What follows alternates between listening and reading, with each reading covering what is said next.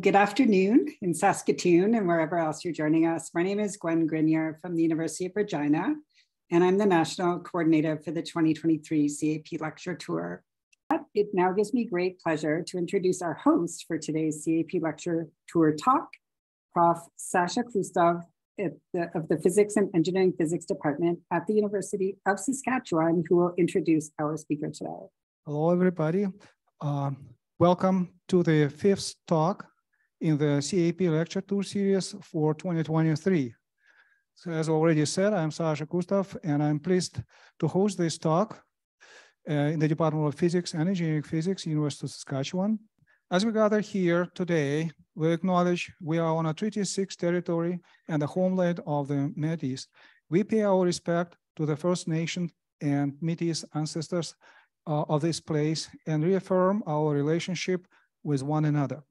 The lecture tour series is sponsored by the Canadian Association of Physicists, known as CAP, a national network of about 1,700 physicists working at universities, companies, and research institutions across Canada. The CAP works on behalf of Canadian physicists to support physics education and research and sponsors a number of physics activity, including this lecture tour and the national research conferences. The CAP also delivers a number of programs for undergraduate and graduate students, research conferences, physics scholarships and prizes, and a Students Advisory Council. If you're not CAP member, please consider becoming a part of Canada's largest network of physicists and physics students. It's free for undergraduate students and for the first year of membership for graduate students. It gives me a great pleasure to introduce today's speaker, Dr. Andy Kubik from the SNOLAB. Dr. Kubik's research focuses on cryogenic semiconductor detector research and development and background modeling for both super CDMS and the minor reactor coherent elastic neutrino nucleus scattering experiment. Today, Dr. Kubik will present his talk entitled A Universe-Wide Mystery, What is Dark Matter and How Might We Detect It? Welcome, Dr. Kubik. Thank you. Today, I'm going to be talking about dark matter. I'm going to tell you a lot about the evidence that we think that there might be a particle out there that we call dark matter and how we might detect it, in parentheses, at SNOLAB. So I am a SNOLAB research scientist. I'm going to focus on telling you about what's going on at SNOLAB. But I will probably tell you multiple times that there are a lot of experiments in a lot of places, and this is just a small fraction of them. So let me start by going over what is dark matter. And in order to start this topic, I'm going to give you some of the evidence that we think that there might be something that we can call dark matter out there to begin with. So let's start at the beginning, or at least the beginning of us thinking about dark matter.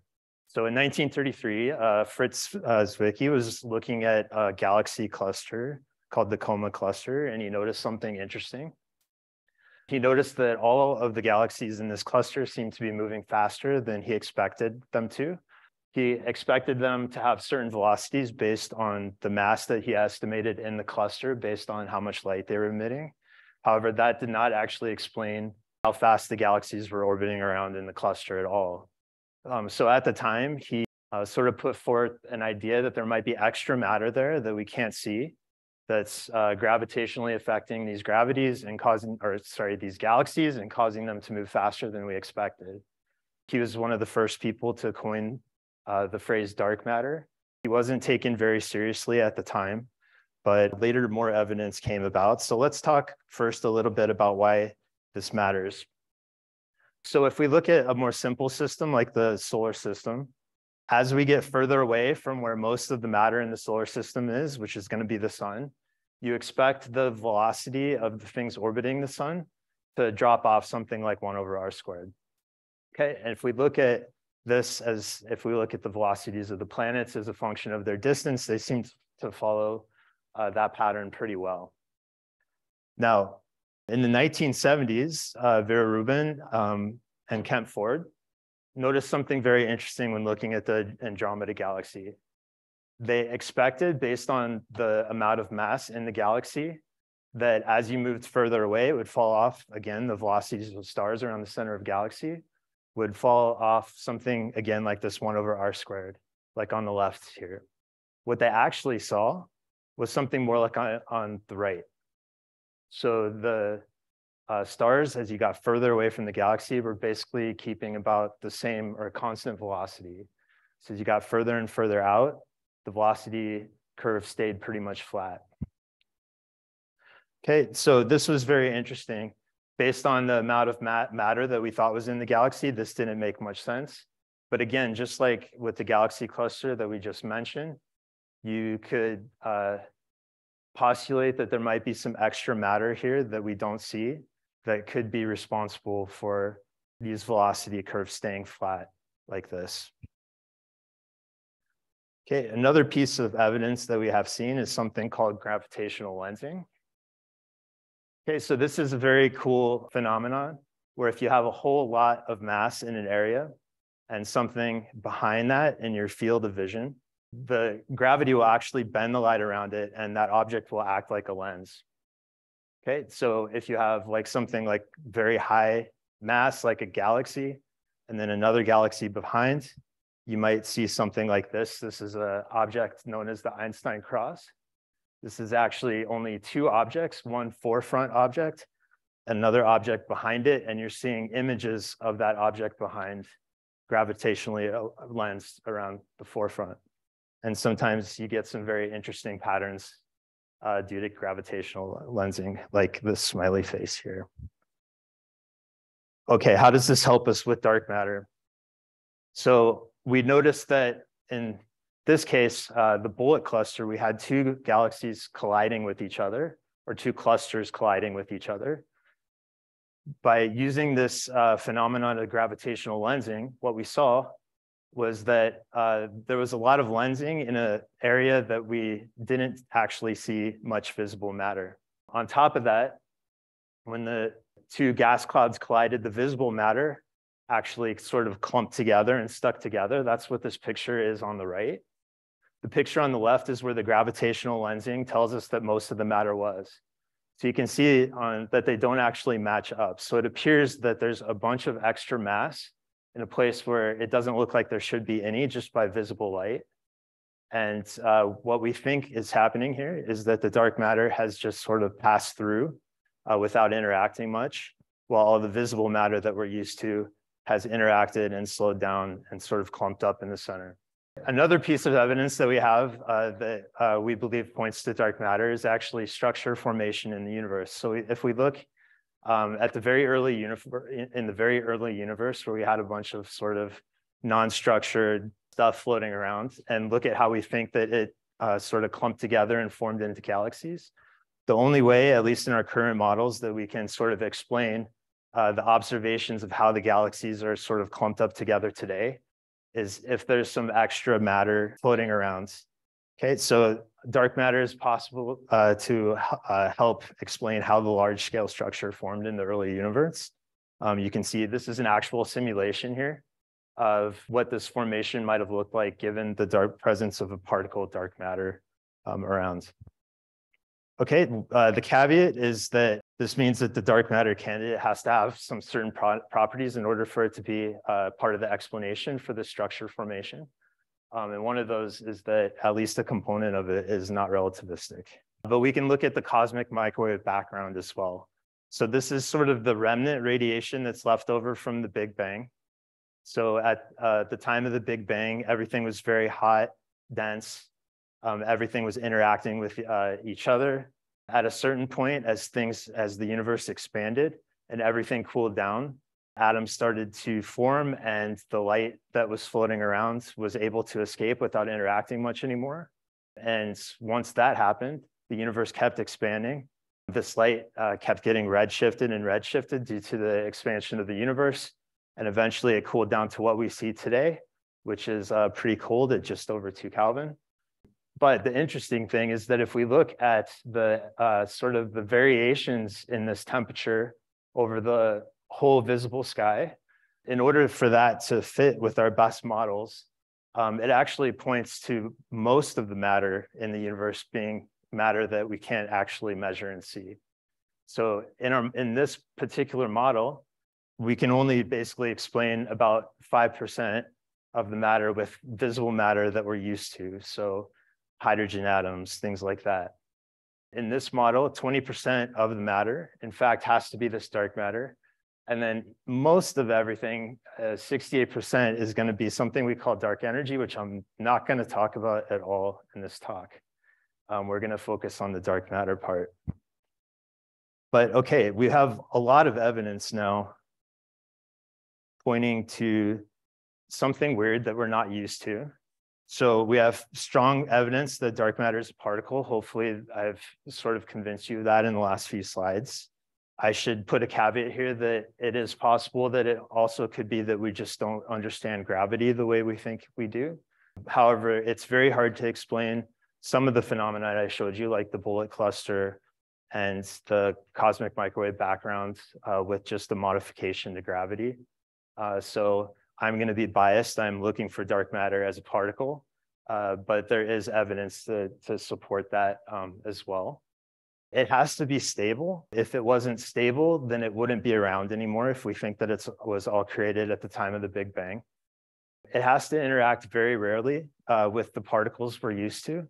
So you'll hear me refer to that as the standard model particles. Why is that? Because if it interacted strongly with the particles that we're used to, we would have seen it already. We think that to play a role in the structure formation of the universe, that it needs to be, or at least a component of the dark matter. It needs to have a component that's not relativistic. It has to interact with the rest of the universe at least via gravity. Otherwise, we wouldn't be able to use it as an explanation for the rotation curves of the galaxies and things like that. But beyond that, not a whole lot. We don't know what its mass might be, things like that. Okay, none of the particles that we currently know about in this very successful standard model that we have really fit the bill. So we think that it might be something new. Okay, so we're just going to put that as a question mark down here somewhere else. Okay, there are many, many theories, and I am not doing justice to the breadth of theories that could explain dark matter as a particle here. But the main thing I wanted to convey on this slide is that there's a lot of theories, and they basically cover a gigantic range in possible masses of this particle. So just to give you sort of an idea of the range we're looking at, and these masses are sort of in the energy scale. If you're not used to that, I've put some masses of things you probably are used to where they fit on the scale. So we have an electron mass at about 500 keV. We have a proton mass at 1 GeV. Not really recently anymore, but fairly recently, Higgs mass discovery at just over 100 GeV. But the dark matter, we don't really have a strong reason to believe that we know where it lies on this scale at all. We have possible theories that can put it almost anywhere, from ultralight stuff, way lighter than even probably what we think a neutrino might, the mass of the neutrino might be, all the way up to macroscopic objects like black holes, way at the far right of the scale. So I hope that I convinced you that there is something to look for. How might we look for it? So we have sort of three ways that we're pursuing to try to figure out what is going on with dark matter. One is we can try to make it here on Earth ourselves. That would be something that we could do at a collider like the LHC. So if we smash two particles with high enough energy, we may be able to create the dark matter and look for the signature that it leaves in our detector, or rather the absence of a signature that it leaves in our detector. Another is we know at least, or we think that dark matter interacts gravitationally. So we can look out in space and look at places where there's a lot of gravity, where there's a lot of mass, like the center of the galaxy, the center of a star, things like that, where we think the dark matter might be sort of clumped up. And if it is interacting with itself, it could create things that we can detect. We can look for sort of an excess of that type of stuff out in space, and that might give us a hint about what dark matter is. And finally, we can directly look for it. So we can look for dark matter interacting with a detector here on Earth. So dark matter is floating around in space, it interacts with our detector, and we see it as a signal in one of these detectors. Okay, so let's go through those a little bit. The first thing I mentioned is we can try to make it. So in this case, we have two, what I'm gonna call standard model particles. So like at the LHC, that would be two protons. We can smash them together at a very high energy. And maybe sometimes we create a couple of dark matter particles, whatever that may be, as well as maybe some standard model stuff. Okay.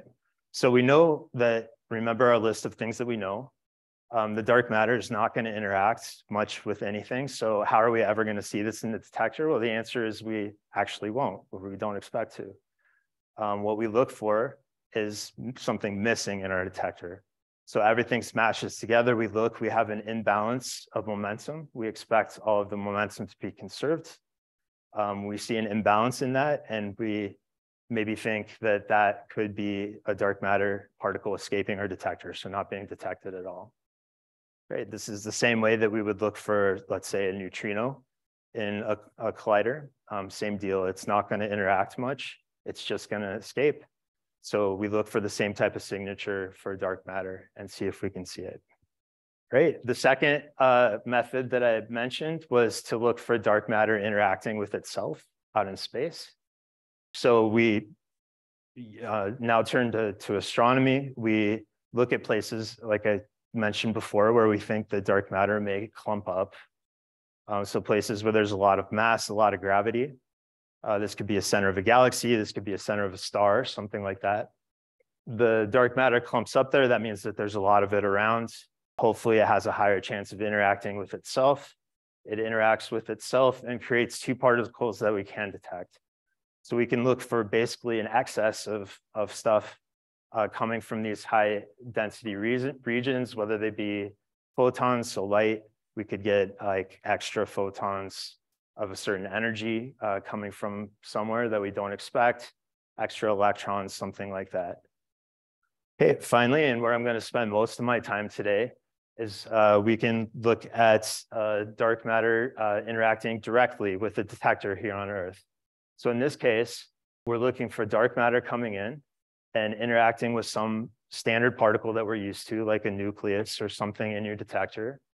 There's some interaction, and what we look for is that the dark matter interacts in the detector and leaves some sort of signature, usually some sort of energy deposit or something like that. We don't expect this to happen very often. Like I said, if it did happen very often, we would have seen it long ago. But we can try to make our detectors as sensitive as possible to look for these possibly very rare events. So these are the type of experiments that we do at SNOLAB, these direct detection experiments. So that's what I'm going to spend most of the remainder of the talk talking about. But first of all, let's talk about what we can expect. So if we want to try to detect dark matter directly, what do we need to know? Okay. So based on astronomical evidence, we think that dark matter distribution in our galaxy looks something like the picture in the top right. Okay, we also often refer to this as the dark matter halo. So it's kind of hard to see, I know. But if you look, there's a small picture of a galaxy in the center, and then there's a big fuzzy ball around that. And that is this dark matter halo that we talk about. So that we think that if the dark matter is there and it can explain these galaxy rotation curves that we talked about at the very beginning, the dark matter is going to be this sort of fuzzy halo all around our galaxy and extending far outside of the boundaries of the sort of our visible galaxy. Okay, we're going to make some spherical Cal assumptions now. What I mean by that is we're going to simplify things quite a bit just to come up with the basic model of what we think this dark matter in this big halo might sort of behave like, or its properties. So we're going to assume that it's isothermal, so that it's basically all the same temperature. We're going to assume that it has a spherical spatial distribution, like this picture up in the right. You could also think that it might be clumpy or something like that. That would complicate things, but for what we're talking about now, we're just going to sort of think it's sort of has this spherical spatial distribution. We're going to say it has a Maxwell-Boltzmann velocity distribution, and that its density falls off as 1 over r squared. So there's going to be a lot more of it in the center than the outside, and that density is going to follow basically as you go out as the square of how far away you are from the center. Okay, so using this sort of spherical cow model, let's look at what we can expect. So this will tell us that the local energy, and if you're not used to thinking about mass in terms of energy, we can think about this as the mass density as well of the dark matter at Earth of about 0.3 GeV per centimeter cubed. So if you remember from the slide about the different models that might explain dark matter, a proton is about 1 GeV. So you can think of this sort of in terms of how many protons that is. But let's say the mass is about 60 GeV, so 60 times that of a proton. Then using this density, that would tell us that we'd have on average about 10 dark matter particles in a 2-liter volume at any given time. So here I put a picture of a 2-liter of Dr. Pepper to sort of give you an idea. Think if we have a 60 GeV dark matter particle, that it might be about 10 or so in that volume at any given time. But keep in mind that the Earth, with respect to the galaxy, is not stationary. So if we are orbiting around the center of the galaxy and our spherical cow approximation is the dark matter is sort of just this big fuzzy halo around the galaxy, then our speed relative to the dark matter matters. Okay, so our speed relative to the center is going to be about 220 kilometers per second, so pretty fast. This means we're passing through this dark matter halo at about that speed. And that means that if I hold my hand out with the assumptions that we made about the density, there's going to be about 100,000 particles, there's going to be about 100,000 particles per centimeter squared per second, or about 20 million going through my hands every second. Okay, so there's sort of, in this model, at least plenty of dark matter particles passing through my hand. All right, so we think that based on this model, there's a lot of dark matter going through a space where we could put a detector and look for interaction. How would we go about doing that?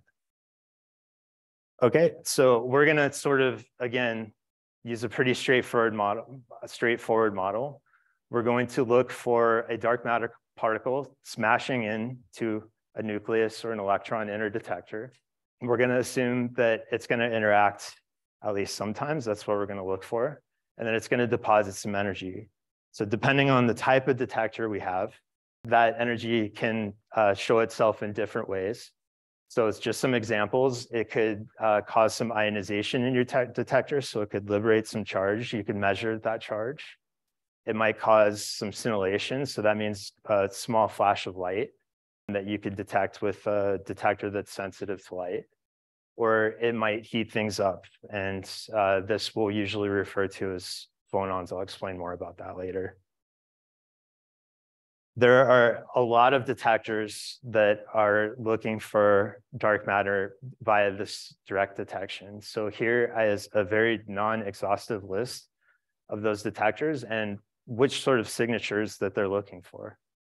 So you could look for scintillation, the little light flash. You could look for heat, phonons, you look for ionization, or you can combine different types of signals to even gain more ability to see a signature in your detector.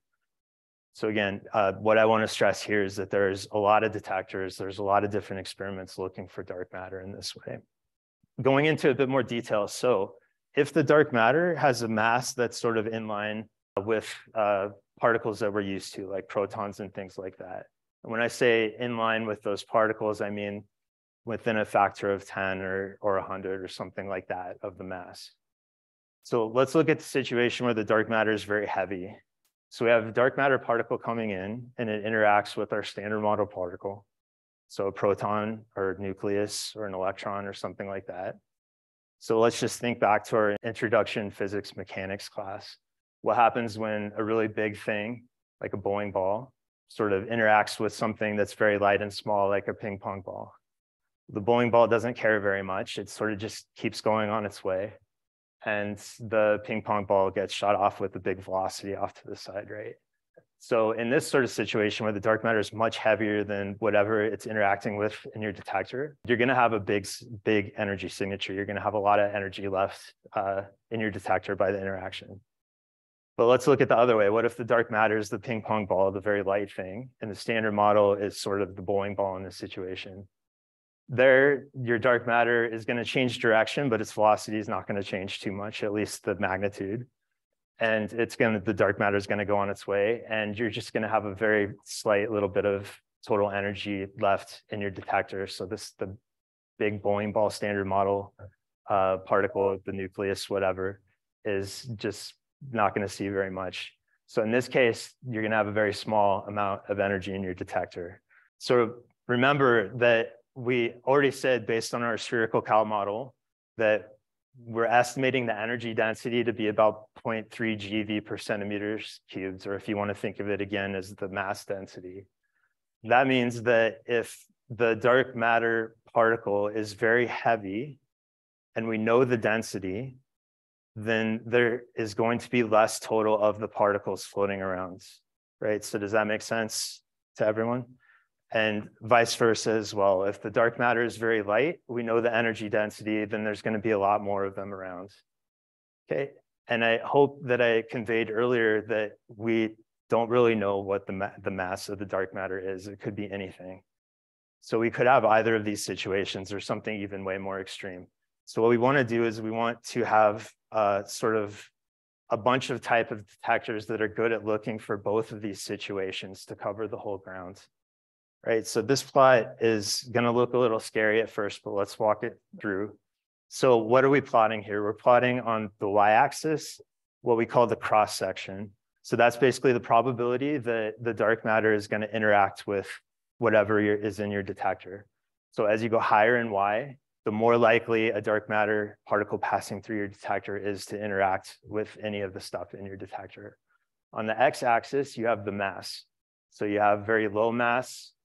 The one there, this is again in GeV. So 1 GeV is about the mass of a proton, all the way up to 100 in this plot. Okay, so what does that mean? That means that over here in the higher mass, like we said before, there's a larger mass. We think we know what the density should be. There's going to be less dark matter particles given that density here.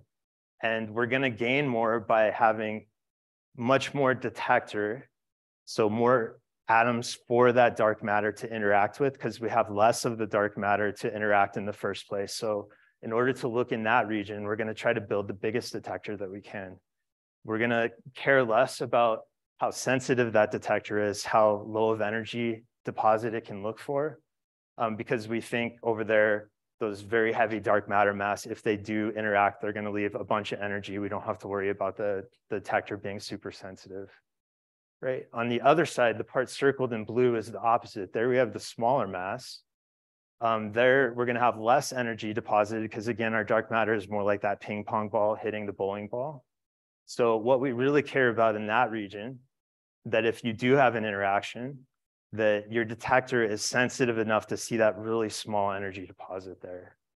Okay, so we're going to try to cover this whole region by looking at different types of detectors. All of these lines here you see, in this case, this is out of date for those of you who are experts, but the solid lines are experiments that have already happened and they haven't seen anything. And that's the punchline that I'm going to give away right now, is none of these detectors have seen anything. What they're showing is that everything above these lines, so everything in a higher cross section, more probable to happen, is now ruled out because we didn't see anything. Anything below the lower probability to interact is still possible based on this particular way of thinking about it. So as we get more sensitive detectors, larger mass detectors, we're going to be pushing more into this region that we haven't looked in yet. All of that yellow stuff is neutrinos, which happen to leave a signature in most detectors that look just like dark matter. Once we get sensitive enough, we'll start to see neutrinos coming from the sun, coming from the atmosphere.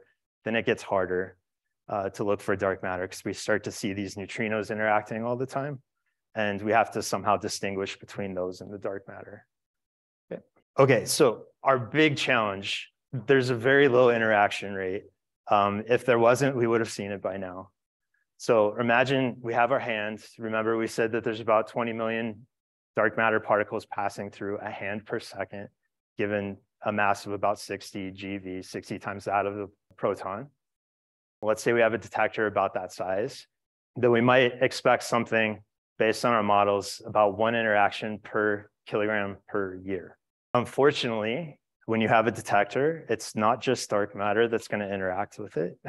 It's everything that we talked about as a standard model before. Gammas, alpha particles, beta particles, neutrons, neutrinos, muons are all going to leave a signal in your detector as well. Great. Double, unfortunately, these natural backgrounds are much more likely to interact with your detector than you expect the dark matter to. Okay. Backgrounds, sad face. All right. So if we have an example in a certain model, just picked one at random, of your expected dark matter spectrum on the left, this is on the y-axis, this is a rate. And on the x-axis, it's an energy. So how much energy was left in your detector. Main takeaway from that plot is we're expecting about 1 event per kilogram. So kilogram detector per year, compared to what we might expect from a banana, right? Why is a banana radioactive? It has a lot of potassium, as you might guess. Potassium has an isotope potassium 40, which is a gamma emitter, quite radioactive. And it gives you approximately, in the same situation, 100 events per kilogram per second. Okay, so the same size detector, dark matter, 1 event per year, banana, 100 events per second, right? And you want to try to distinguish between the two. Okay, so the first thing is no bananas. What else can we do? We can try to mitigate the backgrounds. So our first line of defense in these experiments is always going to be shielding. So we can try to reduce these backgrounds as much as we can by shielding our detectors from them, right? Different materials are better at shielding different backgrounds. High density materials, things like lead and stuff, are really good at shielding gammas because there's a lot of high density of electrons to interact with those gammas. High hydrogen materials like water, plastic, things with a lot of hydrogen atoms in them are pretty good at shielding neutrons. Nothing is great at shielding neutrons, but those are the best things. You can also have radioactive isotopes inside of your shielding materials that can be a problem. So if you build your shield out of something radioactive, then the shield's not going to do a very good job of shielding that, right? So we spent a lot of time at SNOLAB making sure that all our materials that we're using to shield everything are very clean, very radio pure, don't have much radioactive isotopes in them. Some isotopes are in the air. Something we care about a lot at SNOLAB is radon. We'll talk about that more in a bit. But one thing you can do to mitigate that is you can pump in clean air or another gas like nitrogen or something to displace the radon away from your detectors and try to get rid of it.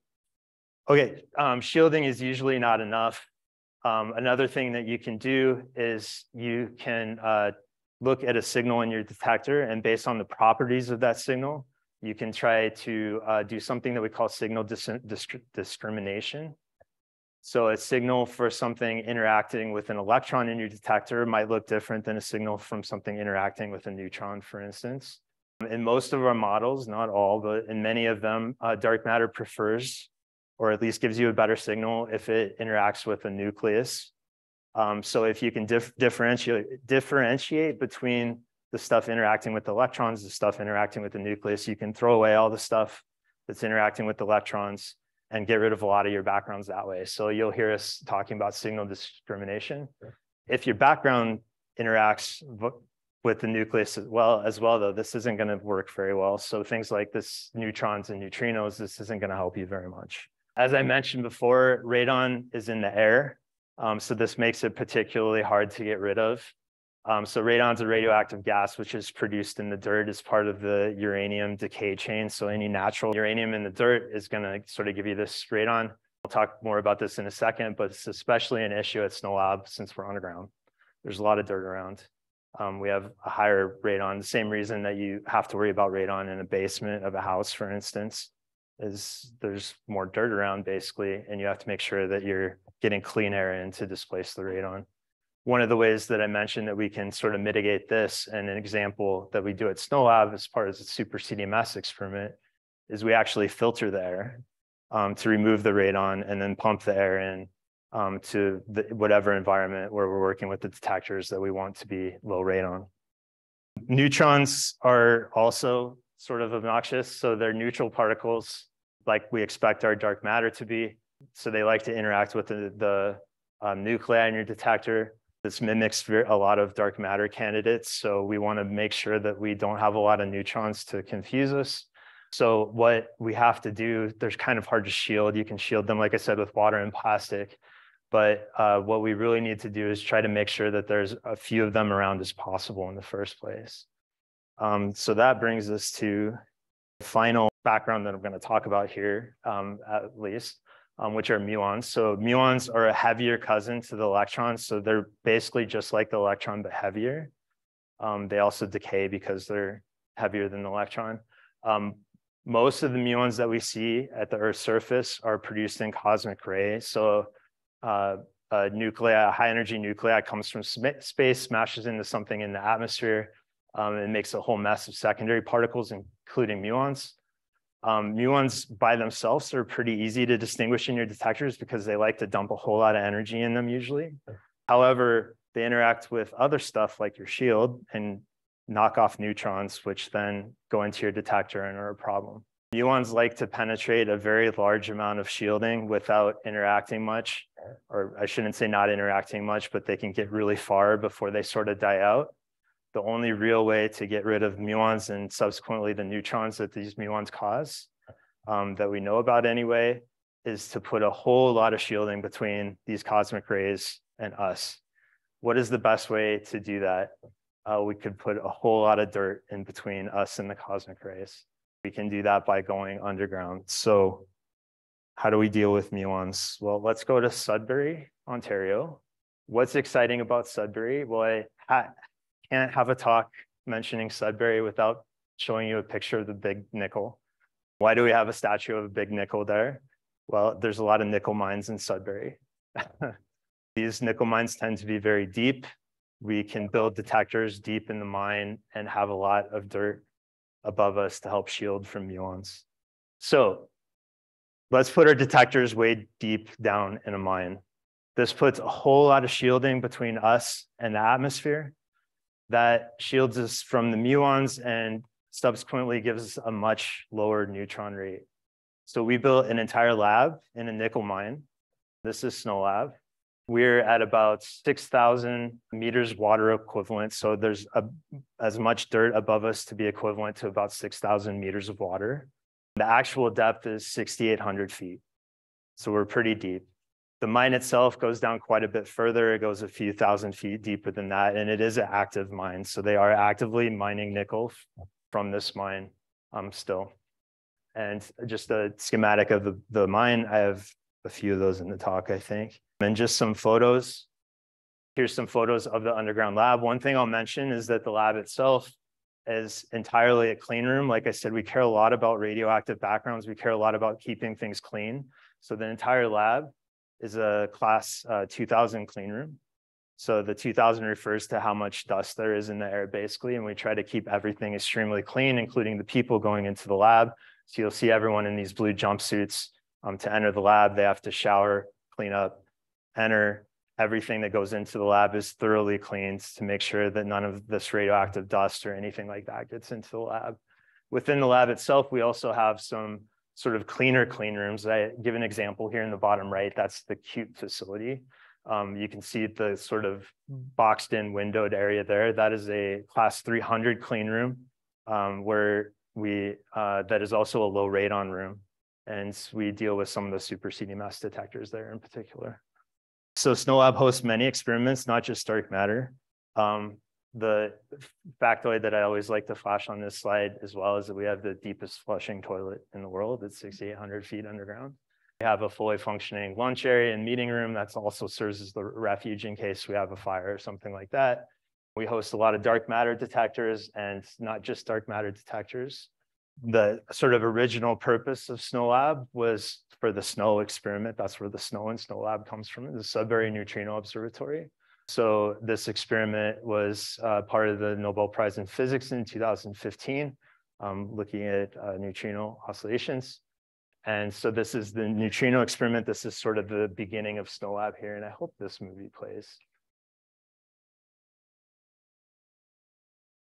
Okay, small frame rate, but I'm going to show it anyway because I think it's really cool. So this is someone being lowered down into the SNO experiment. So you can see.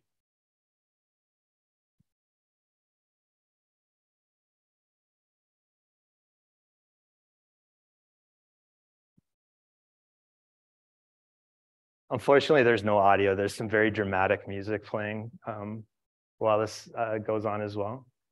So all of these sort of circular things you see are photomultiplier tubes. Those are light detectors. So this experiment is looking for little flashes of light when the neutrino sort of interacts with the detector material, which originally was water and now is a scintillator.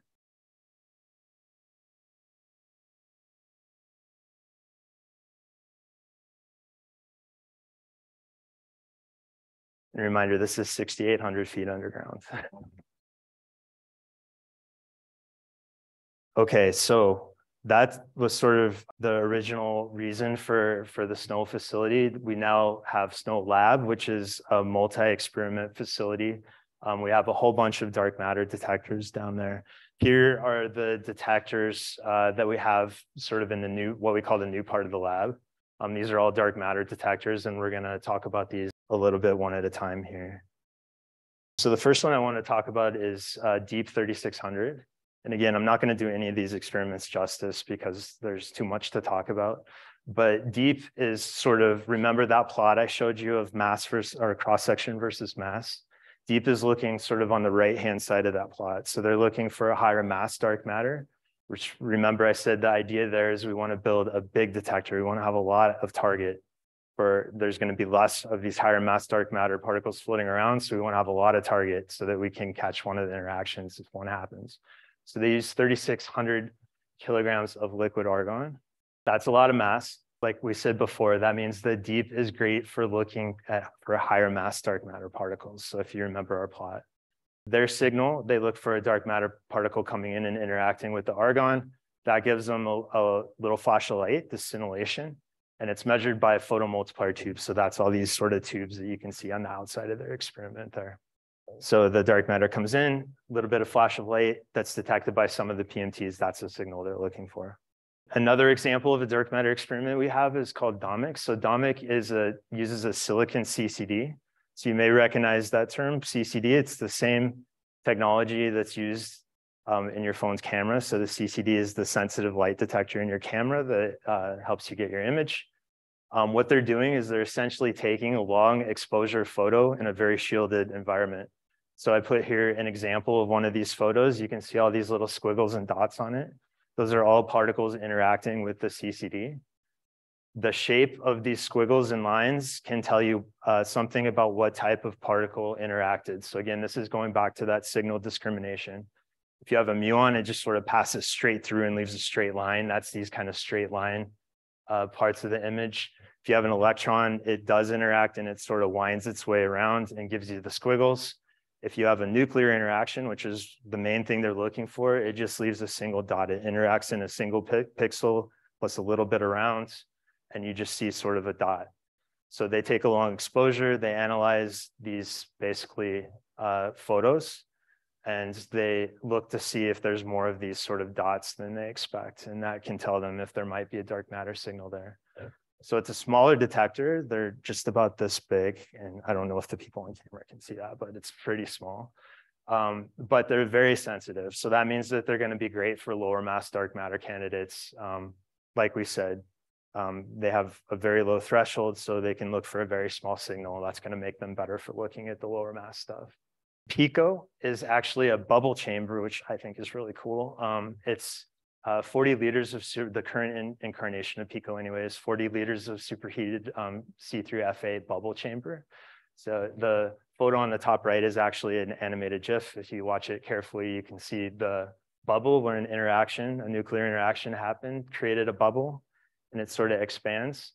They have cameras pointed at their bubble chamber, so they're actually looking to snap a photo of the bubble itself. They also listen to the bubbles, which I think is super cool. So they have super sensitive microphones basically, and they can discriminate different types of interactions based on the sound that the bubble makes. They can tell alpha particles apart from the nuclear interactions that they're looking for, which is really neat. Because of the spin properties of their material, they're very good at looking for dark matter that might have a spin quantum number that's like 1/2. So that makes them very complementary to a lot of the other experiments which aren't as sensitive to that type of interaction. So if something interacts with an electron in their detector, it doesn't make a bubble.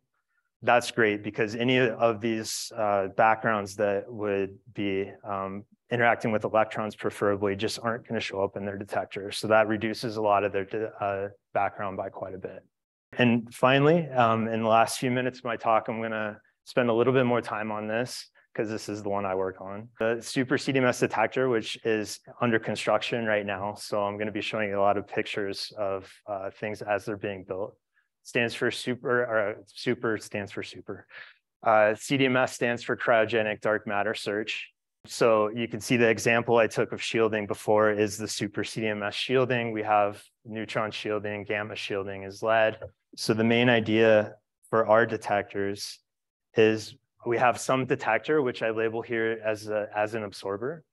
We have a dark matter come in and interact, and it basically raises the temperature by just a little bit. So you deposit some heat. Now this heat sort of manifests itself in our detector as a vibration that then goes to our thermometer, which tells us that there was a little bit of heat deposited, and we get a signal out. Also, we have to have something to cool the detector back down or to get it cold in the first place once there's interaction. So that's this blue area right here, which we call the refrigerator. One of the cool things about our detectors, and one of the things that makes it hard, is that our detectors to work have to be very, very cold. So in the 10 to 40 millikelvin range. So that's almost absolute zero, right? There's a lot of detector types that use a similar like sort of scheme as this. Everyone has their favorite thermometer. I will very briefly talk about what we do. So what are the main advantages of having a cryogenic experiment, something that's very cold like this? So when everything's very cold, it also means it's very still.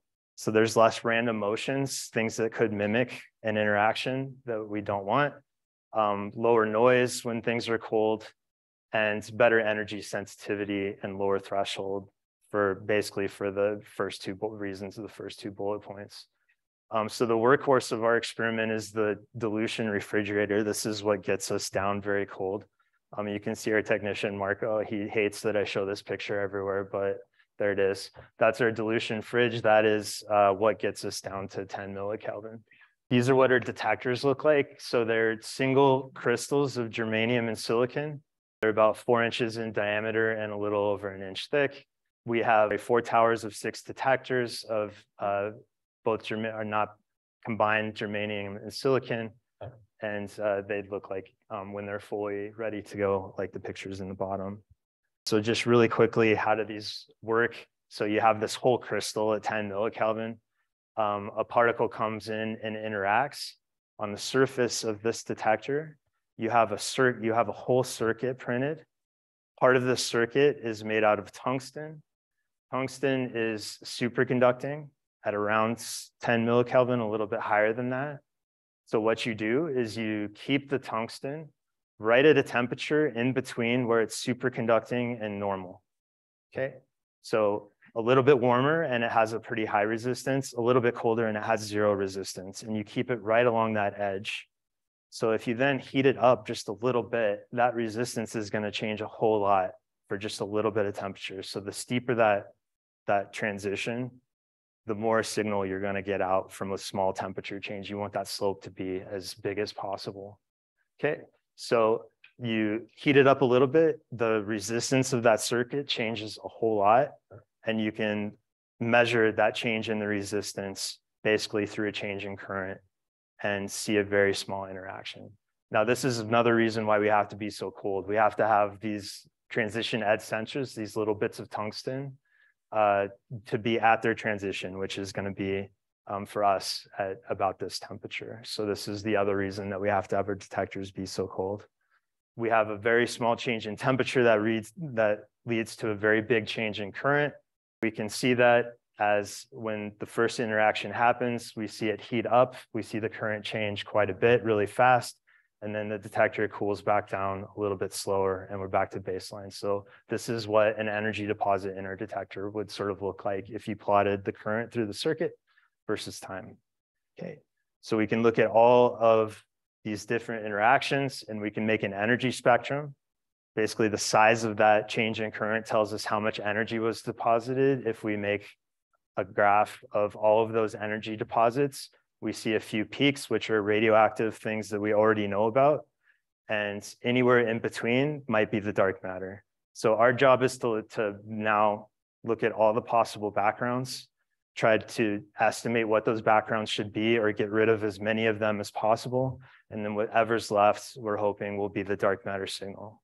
So that's going to be the basis of what we're looking for, right? And just to go along with the way we went through the other detectors, super CDMS is smaller detector, not as much mass, but it's very sensitive, just sort of like the CCDs were.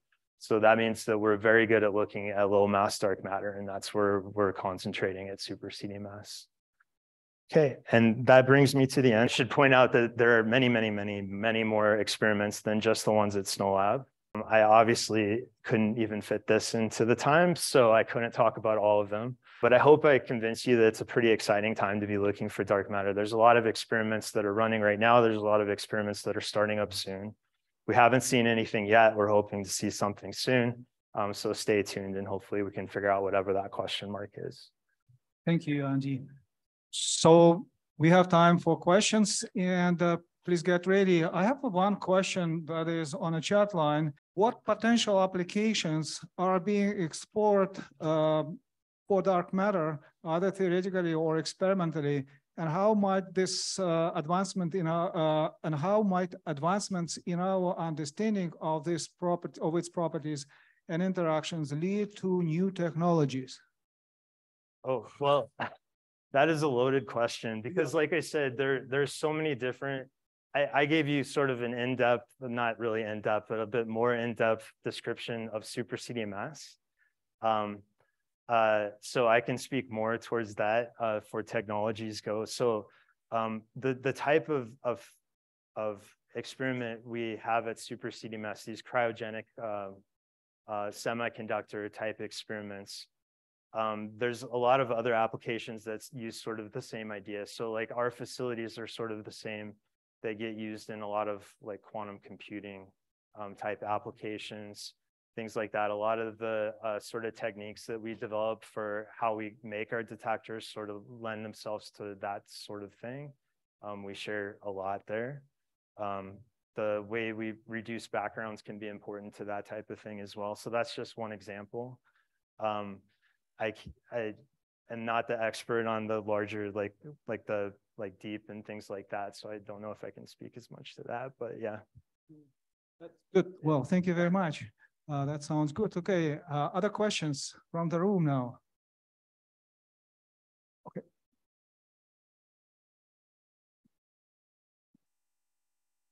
So I think currently DEEP is the only dark matter experiment that's fully operational at SNOLAB, if I'm not mistaken. I think DEEP is the only dark matter search experiment that's fully functional currently at SNOLAB. No, no, Dominic and Sensei would not be happy to. Oh, okay, that's good. I was just asking about the timeline. And actually, so Pico also is just about to start their run. So they're sort of, they haven't filled their water. Well, they may have by now, but they're just about ready to fill their water tank, which is their neutron shielding. But they have seen bubbles in their latest iteration. Awesome. So it's really a good time to look out for announcements of signals. Yep. Hopefully soon. Thank you. Okay, maybe you had it in that graph, but I was just curious, like obviously you have all these noise sources. How well have you suppressed them all with all your different layers and everything? And like how many detections do you expect to get or something to feed? could clarify that. Thanks. Yeah, so everything you're seeing here is based on a background model that we have. This that you're seeing here is basically more or less what we expect. So you can see the y-axis is events per bin in this histogram, basically, per kilogram per day. So you can see everything sort of at the one level in each bin. So that's about the level that we've sort of expected at this point. Okay. A lot. So to answer that a little bit better as well, one thing that I sort of skimmed over is at super CDMS, at least, we have two different types of detectors. We have one that is sort of less sensitive, but is very good at signal discrimination. So telling apart the nuclear recoils and the electric recoils.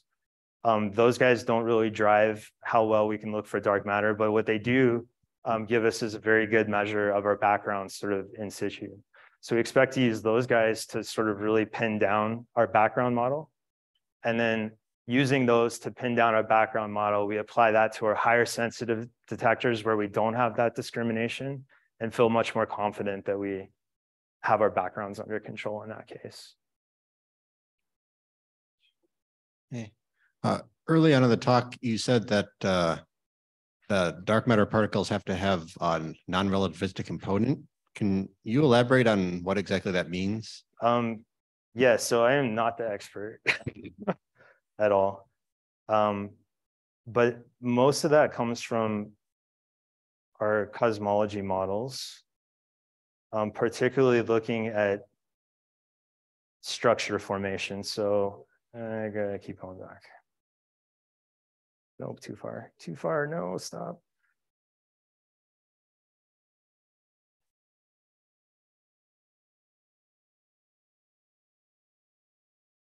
Okay, so if we, okay. So if we look at our simulations of structure, so each one of the dots in this picture is a galaxy, and we're looking at how the structure of the galaxies looks like compared to what we actually see in space. In order for these simulated models to actually work out, we need sort of a dark matter candidate that is not relativistic. So it needs to be sort of hanging around long enough to help the matter clump up in the way that we actually see. So that's part of the reason that we think that the dark matter has to be at least what we call warm, but non-relativistic. If it was relativistic, then it would be basically zipping around too fast to help explain the structure formation that we see. If that makes sense. So yeah, this is basically, it just helps explain this model, and it seems to fit with the data, the observations that we see in the universe now. Now, that doesn't mean that all of the dark matter is this. It just has to be enough of it around to explain this. And then there could be more stuff that is relativistic, for instance. Like we do know that neutrinos in general are relativistic, and there's a lot of them out there. There's not enough to explain dark matter, but it definitely fits sort of the same properties as dark matter does in a general sense. So we do know of particles that are relativistic that sort of look like dark matter. What are the technical challenges associated with operating an underground laboratory like SNOLAB, and how have they been overcome to enable cutting-edge experiments in astroparticle physics and dark matter research? So there's a couple. One at 6,800 feet underground. We need water, air. So the general mine stuff, right? Like we need to be able to transport materials underground. Sometimes for things like super CDMS, operating one of these dilution fridges is hard enough when it's in your lab in the basement. When you can only access it 5 days a week for 8 hours, it can become a little bit scary, right? You have to rely on a stable internet connection to 6,800 feet. You have to rely on everything working when people aren't there, because you can't intervene except what you can do with a computer, right? So we are at SNOLAB, we very much are very conscious about making sure that we're able to run things remotely, that we're able to have very steady material transport underground for things that we need to run the detectors, things like liquid nitrogen, things like that. So I would say that's one of the big logistical challenges. And then other things also, we have to actually, you know, like the basic needs, right? Like we have to make sure that there's breathable air for people, obviously. We have special considerations for safety. Like the deep experiment that I showed you, that's a whole lot of liquid argon in a small space in an enclosed area underground. If something would happen and a lot of that liquid turned into gas, you're gonna have a lot of argon that's gonna displace all your oxygen. So we have to be very careful about ODH, the oxygen deficiency hazards, to make sure we're well prepared if something like that happens, that everyone will be safe. And so we care a lot about safety, because you're 6,800 feet underground, right? If something happens, it's not easy to just leave. So we care very much about safety at SNOLAB too, which is definitely a challenge, but one we've met, I think. Thank you so much. As I said before, I'm Gwen Grenier, the National Coordinator for the 2023 CAP Lecture Tour. And at this time, I want to thank the staff in the CAP office, Francine and Ellen, our host, Prof. Sasha Kustoff, for helping organize today's talk. And of course, thank you so much to Dr. Andy Kubik for an excellent presentation. And thanks everyone in Saskatoon and at home for participating. I also want to thank the CAP Foundation and its generous donors who have made the CAP Lecture Tour possible. Please consider making a charitable donation today to support this program. And I strongly encourage you to attend the CAP conference that will be held on June 19th to 23rd, 2023 at the University of New Brunswick. And finally, I just want to let you know that the 6th and final talk of this year's CAP Lecture Tour will be given by Prof. Thomas Baker this Friday. It's only a couple days from now at 11:30 Eastern, and the talk will be in French. The title is L'entropie en physique quantique sans la mort de l'univers. So I hope you can all attend. Have a great day, everybody. Thank you so much. Merci à tous.